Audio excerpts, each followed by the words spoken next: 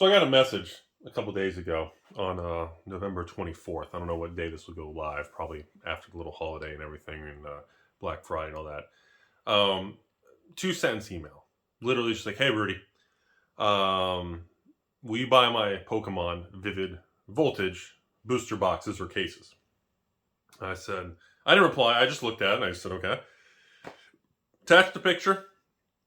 Dude had about 120 boxes, looked like. Maybe 20 cases, maybe 21 cases of Vivid Voltage. And it just says, hey, my cost basis is $200 a box. Would you be willing to buy them for like $180, $190 and pay my shipping or something? You know, typical, because he's been watching the channel. He knows the hell I usually buy and sell things. And it just says, please help. I'm upside down. The price is tanked on me, yada, yada, yada.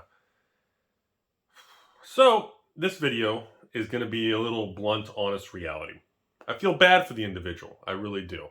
Because as of the filming of this video, Pokemon Vivid Voltage booster boxes is part of the new, modern, sealed, Vivid Voltage, Darkness Ablaze, then the last few sets, and of course, Evolving, Battle, Chilling, and of course, Infusion, and the new one, some Star set coming up in the Q1 of 2022. And, all of these items have dropped significantly in value. Obviously, he bought these things probably in the last few months before the Pokemon bear market, Chuck Norris, just completely wrecked your washing and drying machine. It just completely wrecked. You've got the repairman showing up at your house every day while you're at work. And look, the reality is you're screwed. If you pay $200 a box for Vivid Voltage, I think at the high, Vivid Voltage, actually, didn't it go to like $220, $240? So before people start attacking this individual with this story, I believe at the high, about 4 months ago, I think Vivid Voltage was pushing like $250, maybe $250 plus. I don't remember the exact, but I remember some of these Pokemon sets were in the mid 200s.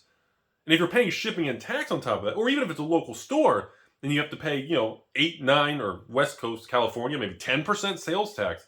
So maybe this individual had thought getting his cost basis at that 195, 200 range, being 20% below market at 230, 240's market, he thought he had a good buffer, Kind of like the Rudy opinion when I was buying, just tons of sealed cases of Monarch from the public at the $200 a box for Monarch. I thought with Monarch at 250, I didn't think there was any risk of, I had enough buffer if the market and that falling knife continued to cut me. Well, I was wrong, just like this individual was wrong. Well, I don't want to make this video about Monarch and how much I lost on that. But the point is, you have to look at the situation. This guy, I'm hoping the individual wasn't leveraged. Now, if he's not leveraged, we're going to assume option A, he's not leveraged.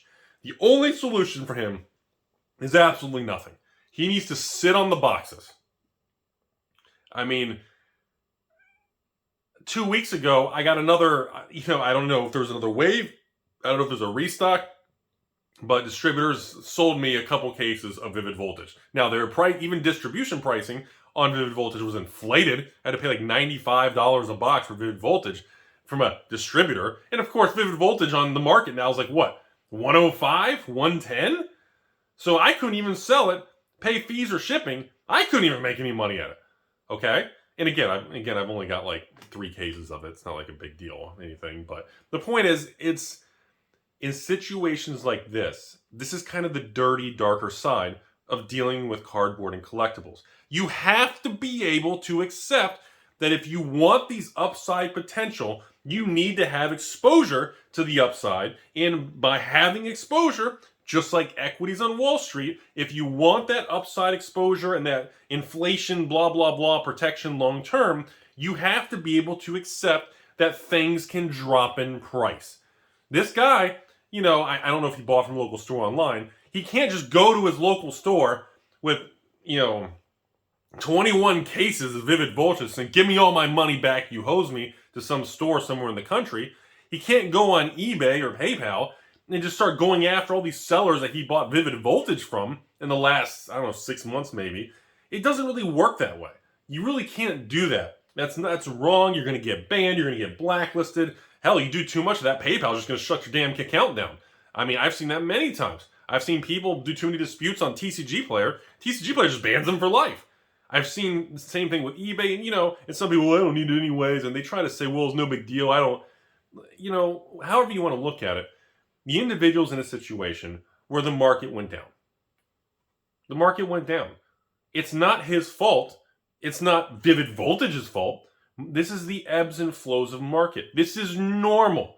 And I know to probably over 50% of the viewers on this channel in the Rudy Timmy Empire, Hose Town, Pound Town bus, whatever, this is something that feels new and different because the last 2 years, everything only went up. So now that Pokemon across the board, Vivid Voltage, Darkness Ablaze, Battle Styles, Chilling Reign, Fusion Strike, well, I guess it's brand new, it's kind of tough to, or I guess Evolving Sun, the last 5 sets of just the new release stuff, not even including the celebrations.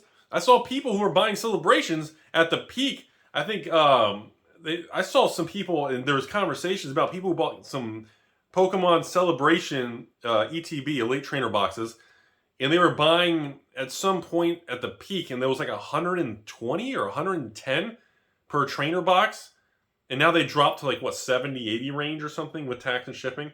So again, even those dropped at a similar kind of 35% price range, like a third of the value. Now, most people don't care. I mean, even if you go to a distributor who still has some of the product, and even if they charge you extra, even if a distributor overcharges you at $50 wholesale, I mean, if it's still 70, 80 range, I mean, I guess you can make a couple dollars when you should just, honestly, just sit on the damn thing and do nothing. It's what you should do if you have the capital. That's the ultimate answer to all this. When you have bear markets, March of 2020, October of 2008, September 2001, kind of a dark time in American history. When the stock market, all these beacon, March of 2000, .com thing, late 1980s, the S&L, Savings and Loans. You have these market kind of timeline, kind of, vacuums where everything gets sucked down. You cannot sell when you're scared and emotional. You cannot behave that way. You are going to regret those decisions. In the short term, that is what we're wired to do. The fight or flight, the safety thing. This is normal behavior. This is how humans are wired. If you're losing money, you're like, oh, I got to stop the losses. How do I break even? Do I double down? This is normal behavior. I see in everything. Crypto, collectibles, stocks, bonds, real estate. I've seen people buy, houses or apartments or condos or, and the market price drops 10, 20%. They freak out. Do I buy another house and average it down, or do I lower the rent on my rental price? This goes in every category. Because remember, we've talked about this on the channel for years. In the short term, nobody knows what's going to happen with the pricing. It's just like the stock market. I can't tell you what's going to happen in the next 30 days in the stock market. I have no clue. But I can pretty confidently, like my confidence level of predicting the stock market tomorrow is like, who knows, like flipping a coin, right? My confidence level in predicting the stock market in a month from now is still pretty flipping a coin. I don't know. My confidence level in predicting what the stock market's going to do in a year from now, well, chances are it's probably going to be higher. You start to become more confident in the direction of things the more you adjust the question. In 10 years from now, I would be willing to bet, a pretty substantial amount of money on the line if I was really a gambling type of person. I'd be willing to bet really heavily that in 10 years from today, the stock market will be higher than where it is today. The S&P, if you're buying SPYs and you're buying the Qs or you're buying just the Dow itself, hell, you just buy the 30 Dow companies. They're all 500 S&P, components. I guess they rebalance it and some fall out. Maybe not do that. But the point is, I can tell you in 5, 10, 20 years from now, the odds of the market being higher priced than today becomes a higher and higher degree of the confidence level increases exponentially the further you stretch the line. And this exact analogy can be applied to Pokemon. Okay? I don't know where Vivid Voltage is going to be next week. Well, I probably do. It's probably going to be the same. That would be my guess. Vivid Voltage in a month from now, maybe it rebounds back to 115 or to maybe 118. Vivid Voltage in a year from now, because this little drip of this product was very small, not enough to move the needle, but the bear market is flushing out everybody who's holding the product in Pokemon. So I'm like, you know what, a year from now, Vivid Voltage is probably going to be put, I would predict Vivid Voltage is going to be back to 130, 150 plus. That would be my guess in a year. Now, Rudy, what about 3 years from now? 3 years from now? Vivid Voltage? Now you're talking. I would be surprised if Vivid Voltage is under $200 to $300 a box in 3 years. Well, Rudy, what about 5 years? In 5 years, I would be shocked if Vivid Voltage is under $300 to $400 a box. Do you see what's happening? The more I look, the more you stretch that and that you curve that line, everything, the more it's like, dude, there's no way. I mean, I've been in the Magic, I've been in this stuff long enough to know that even in Magic, when, Rudy, War of the Spark was printed to oblivion, Guilds of Ravnica, Throne of Eldraine, all these things, Eldritch Moon, don't touch that stuff, Call it Dash, do Battle for Zendikar, they literally built Chick-fil-A drive-thrus out of Battle for Zendikar boxes. There were literally, the people working the drive-thru had Expedition, jackets and coats on. They had so many of them. That was the attitude. And time has a funny way of changing how the fuck we all feel. Because no matter how you feel now, time is going to say, Rudy, hold my gordita. Watch this. Because in 1, 3, 5 years, everything feels different. Everything's going to look different. The pricing, the market conditions. Hell, I'm probably not even going to be on YouTube in 5 years. I would be more surprised if I'm on YouTube in 5 years than if I'm not. 5 years is a long time, folks. And in the grand scheme of life, in time, in the universe, and all this crazy shit, 5 years is a drop. It's a pin drop. It's like a second. And we're all so obsessed with this short term. This guy bought Vivid Voltage at 200 because he probably saw it on the market at 220, 240 and said, I'm going in, baby. It's going to go to 300, 400. I'm going to win. And it didn't happen. It just didn't happen.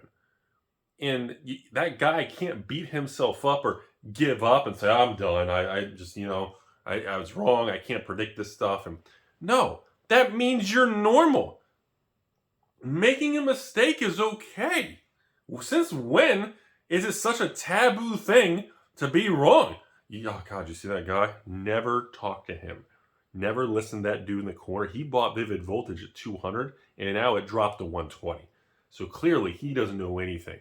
Why? See, that's, again, we're in this era where when someone says something wrong, we all kind of act like it's the end of days, combine your pitchforks into Optimus Prime type thing, And remember, we're all humans. You're supposed to get shit wrong sometimes.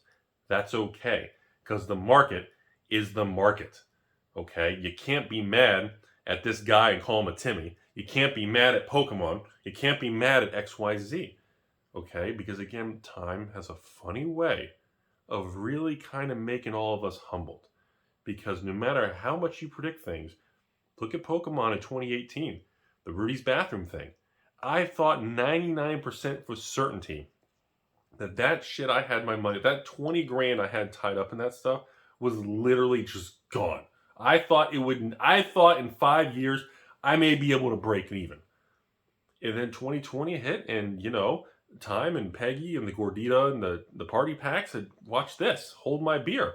And the price went from 20 grand to $200,000 to 300,000. Just 10x, just like that. And that's not normal.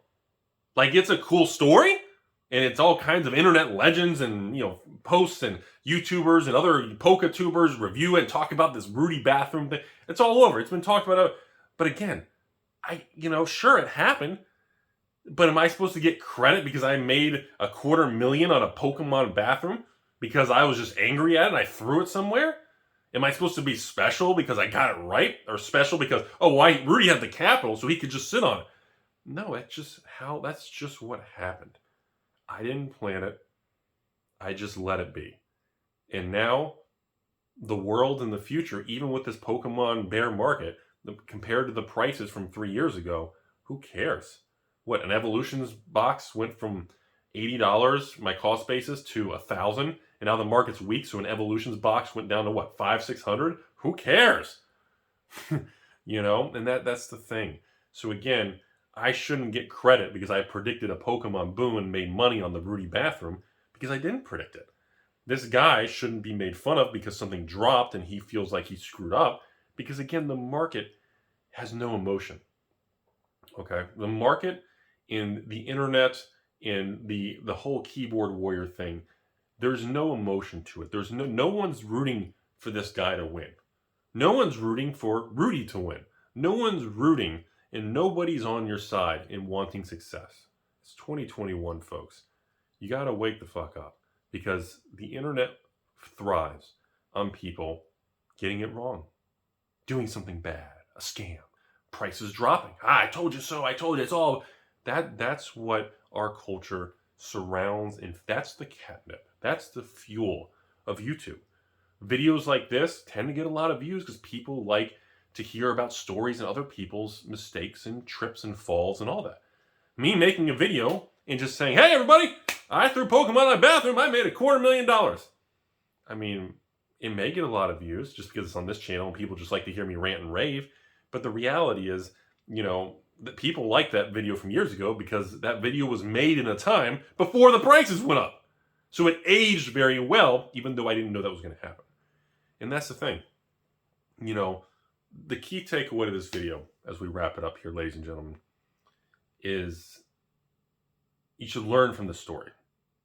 And the key learning point today, everyone, is no matter how you feel about Pokemon, Magic, the new card games of Flesh and Blood, Metazoo, or the other new 10, 20 Kickstarter games, even if you're Yu-Gi-Oh!, Dragon Ball Super, you know, Weiss and Force of Will, or, you know, maybe you're into, you know, Vanguard or, you know, Yu-Gi-Oh! And all that, but, you know, it's, you know, you need to take everything with a grain of salt, because no matter how confident you are in something, you could be very, very wrong.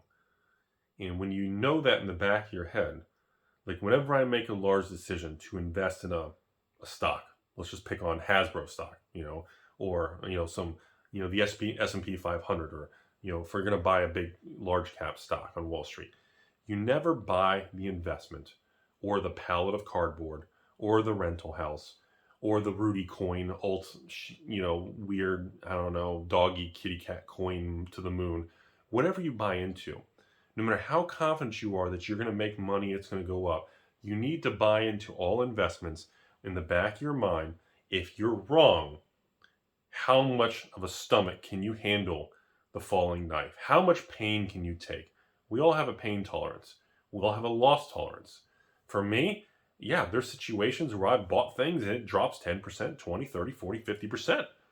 It happens. I've had things, I've bought corporate bonds in the past that just defaulted and I lost 80, 90%.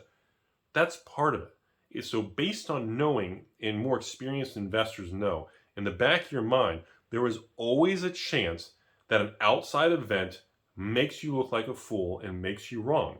So you move into any decision-making, investment, or position with that understanding. You move into the position knowing that if I'm wrong, will I live to fight another day? Do I have the ability to get up the next day and continue to push forward? In other words, in conclusion, you never bet the farm. You never make a bet or an investment or a gamble or any form of purchase that if you're wrong, the ship sinks.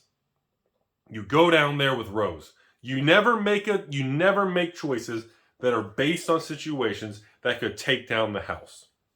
And that is probably the most important key takeaway.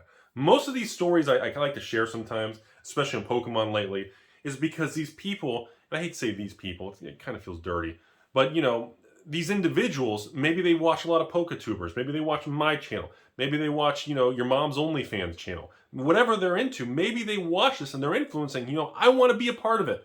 I work a regular job. I hate my regular job. The people I work with and my boss are terrible people. They treat me terrible. I'm going to invest to try to get ahead so I can quit that crappy job.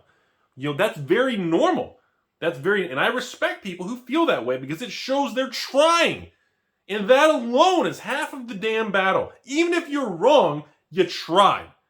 Okay? Because even if you're wrong this time, You're probably going to try again at something else, even if it takes you a few more months. If you keep trying, something will eventually hit. I promise you that. That's one thing about life. You will get things wrong. You will lose money. But the difference is, after Chuck Norris takes your girlfriend, fools around with your stepmom, the difference is, when you wake up the next day, do you get mopey? Do you give up? I can't do it, Rudy. I feel like shit and I'm tired and I always get it wrong. Or is that the path you're going to take? Or are you going to get up again, say thank you very much, punch me right in the face, and you go at it again? That's the difference. It's not about being right or wrong. It's about how you continue to respond after you're right or wrong. And that's really what really creates that separation long term. Because we can all throw money and gamble or bet on red and black in Vegas and go to Wall Street and pick a stock and play stock options or pick a box of cards. You're eventually going to get something right and you're eventually going to get something wrong. That's a guarantee. That's the G word. But the difference is, after you get something right, do you get overly cocky and you take too much risk? After you get something wrong, do you give up and feel like everything's against you and the world's a scam and I have bad luck? Everything's just a scam. That's the difference, folks. It's mindset, it's perspective, and it's the ability to persevere, move forward, no matter how people love you or hate you or judge you. I don't know where the hell this video is going, but I'm going to cut it off. I don't know what we're even talking about anymore.